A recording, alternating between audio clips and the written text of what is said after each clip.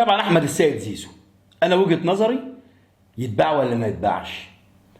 ما هو حب نادي الزمالك ما يبقاش ب 100 مليون في السنه، هو بياخد 60 مليون بس 100 مليون في السنه في الظل دي الظروف دي، ويقول لك انا بحب نادي الزمالك. ما انا لازم احب نادي الزمالك.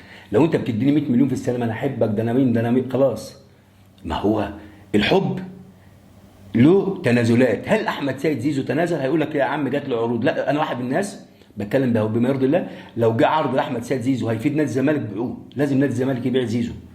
والله العظيم انا شايف ان لمصلحه نادي الزمالك عدم استمرار زيزو.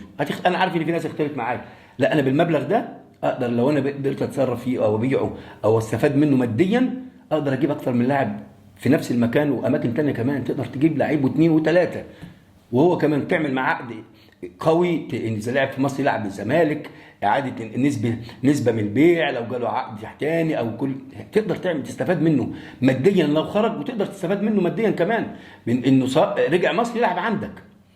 فانا شايف احمد سيد زيزو وجهه نظري اتمنى انه يتباع، اتمنى انه لو جات له فرصه يتباع.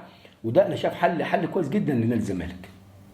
مش عارف انتوا معايا ولا لا؟ احمد زيزو بالارقام طبعا، بالاستمراريه طبعا، بالارقام اللي بيعملها والفاعليه طبعا.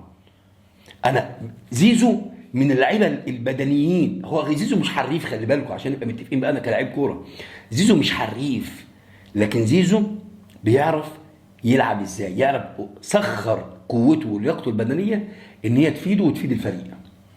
زيزو من اللعيبه اللي ما بتعملش كده، يعني يرفع الكوره لازم يعملها بطريقه معينه، لازم، لانه ما يعرفش يعملها الا كده. وما يعرف الصحه بدنيا عالي جدا، فده بيفيده وسخرها وطور من ادائه وطور من لياقته وطور من حاجات كتيره جدا كان زيزو بيعملها الفتره اللي فاتت بالعكس. فانا مش عارف، ده اسال ليكم، هل انتوا مع بيع زيزو ولا لا؟ انا واحد من الناس بقول زيزو يتباع افضل لنادي الزمالك، فمش عارف انتوا هتقولوا ايه.